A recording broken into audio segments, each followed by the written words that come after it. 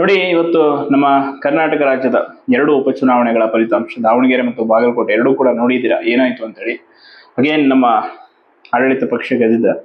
So ಇನ್ನೊಂದ್ ಕಡೆ ನೇಮಕಾತಿ ಯಾವಾಗ ಅಂತ ಕೇಳ್ತಾ ಇದ್ದಾರೆ. ಅಂಡ್ ಕೇಳೋದಕ್ಕಿಂತ ಹಿಂದೆ ಹಲವಾರು ಹೋರಾಟಗಳಲ್ಲಾಗಿರ್ಬೋದು, ಹಲವಾರು ವಿಷಯಗಳಲ್ಲಿ ನಮ್ಮ ಯುವ ಜನತೆ ಹೇಳ್ತಾ ಇದ್ದಂತ ಮಾತೇನು ಅಂತಂದ್ರೆ, ಯಾವುದೇ ಕಾರಣಕ್ಕೂ ಸರ್ಕಾರಕ್ಕೆ ಓಟ್ ಹಾಕೋದು ಬೇಡ, ನೇಮಕಾತಿ ಮಾಡದೆ ನಮ್ಮ ಭವಿಷ್ಯ ಹಾಳು ಮಾಡಿದೆ ಹಿಂಗೆ ಅಂತ.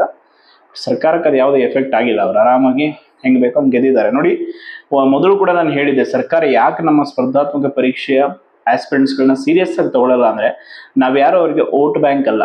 ಅವರಿಗೆ ಜಾತಿ ಆಧಾರದ ಮೇಲೆ ಬೇರೆ ಬೇರೆ ರೀತಿಯಾಗಿ ಓಟ್ ಬ್ಯಾಂಕ್ ಇದೆ. ಸೊ ಅದನ್ನ ಅವ್ರು ಕನ್ಸಿಡರ್ ಮಾಡ್ತಾರೆ. ಹಾಗಾಗಿ ಒಳ ಮೀಸಲಾತಿ ವಿಷಯವಾಗಿ ಅಷ್ಟೊಂದು ಸ್ಟ್ರಾಂಗ್ ಆಗಿ ನಿಲುವನ್ನು ಸರ್ಕಾರ ತೆಗೆದುಕೊಂಡಿದ್ದು.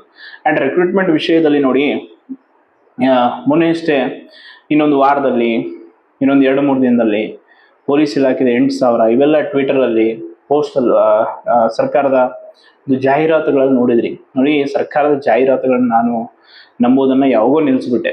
ಸುಮ್ಮನೆ ಇನ್ನೊಂದು ವಾರದಲ್ಲಾಗತ್ತೆ, 4 ದಿನದಲ್ಲಾಗತ್ತೆ ಅನ್ನೋಂಥದ್ದೆಲ್ಲ ಸುಳ್ಳು ಭರವಸೆ ಅಷ್ಟೇ. ಅದು ರೋಸ್ಟರ್ ಪಾಯಿಂಟ್ ಅಂದ್ರೆ ರೆಡಿ ಮಾಡ್ತಾರೆ, ಒಂದು ವಾರದಲ್ಲಾಗತ್ತೆ, ಅದಾಗತ್ತೆ. ಯಾವುದೂ ಕೂಡ ಸತ್ಯ ಅಲ್ಲ.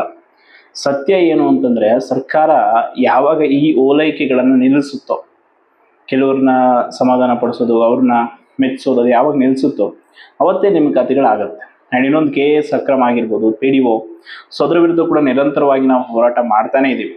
ಸೊ ಅದು ಹೆಂಗಾಗಿದೆ ಅಂದ್ರೆ, ನಮ್ಮ ರಾಜ್ಯ ಸರ್ಕಾರದ ಪ್ರಮುಖ ಸಚಿವರು, ಪ್ರಭಾವಿ ಅಧಿಕಾರಿಗಳು, CM ಅವರು ಸ್ವತಃ ಈ ಒಂದು KS ನೇಮಕಾತಿಯ ರಕ್ಷಣೆಗೆ ನಿಂತು ಬಿಟ್ಟಿದ್ದಾರೆ.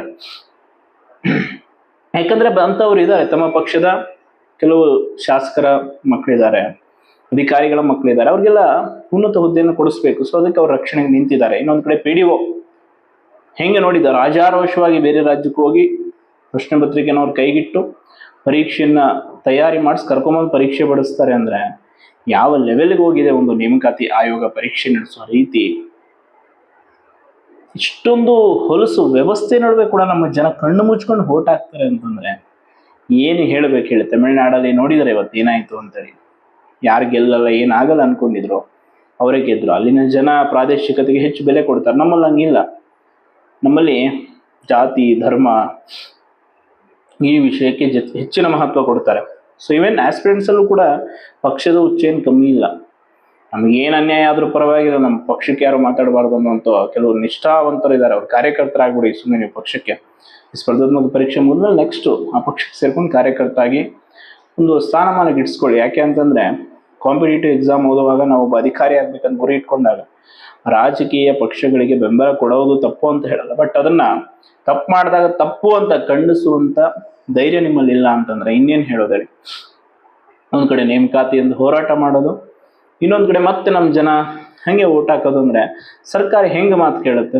ಸರ್ಕಾರಕ್ಕೆ ಅಟ್ಲೀಸ್ಟ್ ಈ 2 ಚುನಾವಣೆಯಲ್ಲಿ ಏನಾದ್ರೂ ಒಂದು ಉಲ್ಟಾ ಫಲಿತಾಂಶ ಆಗಿದ್ರೆ ಅವ್ರಿಗೊಂದು ಬಿಸಿ ಮುಟ್ತಾ ಇತ್ತು. ಅವ್ರಿಗೇನು ಬಿಸಿ ಮುಟ್ಟಿಲ್ಲ. ಈಗ ನಮ್ಗೆ ಹೆಂಗೋ ಗ್ಯಾರಂಟಿ ಕೊಟ್ಟಿದ್ದೀವಿ. ಯಾಕೆ ಸರ್ಕಾರ ಗ್ಯಾರಂಟಿಗಳಿಗೆ ಅಷ್ಟು ಪ್ರಿಫರೆನ್ಸ್ ಕೊಡ್ತಾ ಇದೆ ಅನ್ನೋದು ಇದೇ ರೀಸನ್. ಜನಕ್ಕೆ ಗೃಹಲಕ್ಷ್ಮಿಯ ಹಣ ಬೇಕು, ಫ್ರೀ ಬಸ್ ಬೇಕು, ಆಯ್ತು, ಅವೆಲ್ಲ ಬೇಕು. ಅವ್ಯಾವ ಬಿಟ್ಕೊಡಕ್ ರೆಡಿ ಇಲ್ಲ. ಅದ್ರ ನಡುವೆ ಅಭಿವೃದ್ಧಿನೂ ಬೇಕು ಅಂತಂದ್ರೆ ಹೆಂಗ್ ಮಾಡ್ತಾರೆ ಅವರು? ಅವ್ರ ಫಂಡ್ ಹೆಂಗ್ ಬೇಕೋ ಹಂಗೆ ತೆಗೆದುಟ್ಟಿರ್ಕೊಂಡಿರ್ತಾರೆ, ಹೆಂಗ್ ಬೇಕೋ ಹಂಗೆ ಯೂಸ್ ಮಾಡ್ತಾರೆ. ಸೊ ಇದೇ ನಡೀತಾ ಇರೋದು ಅಲ್ಟಿಮೇಟ್ಲಿ. ಅದಕ್ಕೆ ನಾವು ಯಾವಾಗ ಅವ್ರಿಗೆ ಮಾರ್ಕೊಂಡ್ಬಿಡ್ತೀವೋ ಆವಾಗ ನಮ್ಗೆ ಕೇಳೋ ನೈತಿಕತೆ ಯಾವ ಒಂದು ರೈಟ್ಸ್ ಕೂಡ ಇರಲ್ಲ. ಅವರು ಕೊಡೋ ಉಚಿತ ಭಾಗ್ಯಗಳಿಗೆ ನಮ್ಮನ್ನು ನಾವು ಮಾರ್ಕೊಂಡ ಮೇಲೆ ನಾವೇನನ್ನು ಕೂಡ ಕೇಳುವಂತ ಅರ್ಹತೆಯನ್ನು ಉಳಿಸ್ಕೊಂಡಿರೋಲ್ಲ. ಸೊ ಇದೇ ಕಾರಣಕ್ಕೆ ಸರ್ಕಾರ ಈ ರೀತಿಯಾದಂಥ ಆಟಗಳನ್ನ ಆಡ್ತಾ ಇರೋದು. ಈವನ್ ರೆಕ್ರೂಟ್ಮೆಂಟ್ ವಿಷಯದಲ್ಲೂ ಕೂಡ ಇದೇ ಆಗ್ತಾ ಇದೆ, ನೇಮಕಾತಿ ಅಕ್ರಮದಲ್ಲೂ ಕೂಡ ಇದೇ ಆಗ್ತಾ ಇದೆ. ಸೊ ಅವರಿಗೆ ದಕ್ಷಿಣೆಯಲ್ಲಿ ಸರಿಯಾಗಿ KPSC ಇಂದ ಹೋದ ಮೇಲೆ ಇನ್ಯಾಕೆ ಅವರು KPSC ಸುಧಾರಣೆ ವಿಷಯಗಳನ್ನ ತಲೆ ಕೆಡಿಸ್ಕೊತಾರೆ? ನೋಡಿ, ನಾವು ನಮ್ಮ ಚಿಂತನೆಗಳನ್ನ ಬದಲಾಯಿಸಿಕೊಳ್ಳದ ಹೊರತು ಯಾವುದೇ ಕಾರಣಕ್ಕೂ ಯಾವುದೇ ಸುಧಾರಣೆ ಬದಲಾವಣೆ ಏನೂ ಆಗಲ್ಲ. ಸೊ ನಮ್ಮಲ್ಲಿ ಯುವಶಕ್ತಿ ಸ್ಟ್ರಾಂಗ್ ಆಗಿಲ್ಲ, ನಾವು ಯಾವುದೇ ನಿರ್ಧಾರ ಸರಿಯಾಗಿ ತೆಗೆದುಕೊಳ್ಳಲ್ಲ ಅಂದ್ರೆ ಏನ್ ಮಾಡೋಕ್ಕಾಗತ್ತೆ ಹೇಳಿ? ನಮ್ಮ ರಾಜ್ಯದ ಪರಿಸ್ಥಿತಿನೇ ಹಂಗಿದೆ. ಸೊ ಒಟ್ಟಾರೆಯಾಗಿ ನಮ್ಮಲ್ಲಿ ಏನು ಆಗಬಾರ್ದು ಅಂದ್ಕೊಳ್ತೀವಿ ಅದು ಆಗತ್ತೆ. ಹಾಗಾಗಿ ನಾವು ಬರೋ ಸಮಸ್ಯೆಗಳನ್ನ ಎದುರಿಸಬೇಕಾಗುತ್ತೆ. ಒಟ್ಟಾರೆ ನೇಮಕಾತಿ ಬಗ್ಗೆ ಅಂತೂ ನಾನು ಇತ್ತೀಚೆಗೆ ನೀವು ನೋಡಿರ್ಬೋದು ಅನ್ಕೊಳ್ತೀನಿ, ಕಳೆದ ಒಂದು ವಾರ 10 ದಿನ ಯಾವ ವಿಷಯ ಹೇಳಕ್ ಹೋಗ್ತಿಲ್ಲ. ಯಾಕಂದ್ರೆ ಇರೋ ಫ್ಯಾಕ್ಟ್ ಇದೆ. ಅದು ಎಷ್ಟು ಬರಿ ಅಂತ ಹೇಳ್ತೀರಿ, ಎಷ್ಟು ಬಾರಿ ಬಂತ ಪಾಪ ನಿಮ್ಗೂ ನಮಿಸ್ತೀವಿ. ಆಗುತ್ತೆ, ಇನ್ನೊಂದು ವಾರದಲ್ಲಿ ಆಗುತ್ತೆ, 15 ದಿನದಲ್ಲಿ ಆಗುತ್ತೆ, ಸುಳ್ಳು ಭರವಸೆ ಕೊಟ್ಟು ಪಾಪ ನೀವೇನೋ ಮಾಡ್ಬೇಕು ಅನ್ಕೊಂಡವ್ರು ಮತ್ತೆ ಬಂದು ಓದ್ತೀರಾ, ಮತ್ತೆ ಒಂದೇನೋ ಆಗುತ್ತೆ.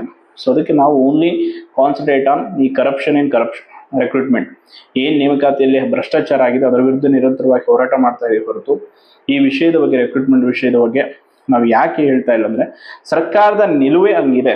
ಸೊ ಆ ನಿಲುವನ್ನ ಬಿಟ್ಟು ಕೊಡೋದಕ್ಕೆ ಅವ್ರು ರೆಡಿ ಇಲ್ಲ. ಇವೇನ್ KS ವಿಷಯದಲ್ಲೂ ಕೂಡ CM ಅವರಿಗೆ ಸರಿಯಾಗಿ ಗೊತ್ತಿತ್ತು, ಬಟ್ ಅವರೇ ಅಲ್ಲಿ ಅಡ್ವೊಕೇಟ್ನ ಇಟ್ಬಿಟ್ಟು ಅದನ್ನ ಕಂಟಿನ್ಯೂ ಮಾಡಿಸೋಕೆ ಹೋರಾಟ ಮಾಡ್ತಾರೆ ಅಂತಂದ್ರೆ ಹೆಂಗಿದೆ ಇಡೀ ವ್ಯವಸ್ಥೆ. ಸೊ ಅದಕ್ಕೆ ಅರ್ಥ ಮಾಡ್ಕೊಳ್ಳಿ, ನಮ್ಮ ಜನತೆ ಯಾವಾಗ ನಾವು ಬುದ್ಧಿ ಕಲಿತೀವೋ ಅಲ್ಲಿವರೆಗೂ ಕೂಡ ಏನೋ ಬದಲಾವಣೆ ಆಗಲ್ಲ. ಅದನ್ನ ನಾವು ನಿರೀಕ್ಷೆ ಕೂಡ ಮಾಡೋಕ್ಕಾಗಲ್ಲ ಅಂತ ಹೇಳ್ತಾ ಧನ್ಯವಾದ.